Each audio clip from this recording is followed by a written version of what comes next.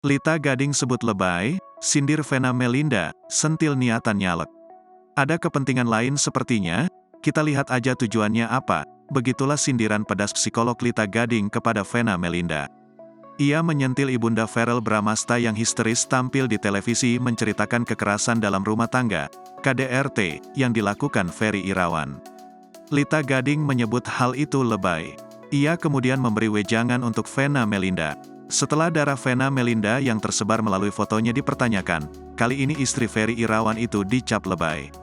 Vena Melinda dicap lebay lantaran terlalu mengumbar aib KDRT yang dilakukan Ferry Irawan. Lantaran itu, Vena Melinda dituding tengah mencari simpatik menjelang pemilu 2024 mendatang.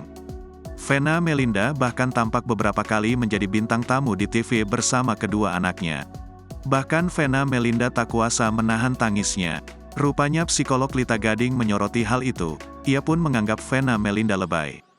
Lita Gading membagikan potongan Vena Melinda menangis histeris saat membahas kronologi KDRT yang dialaminya.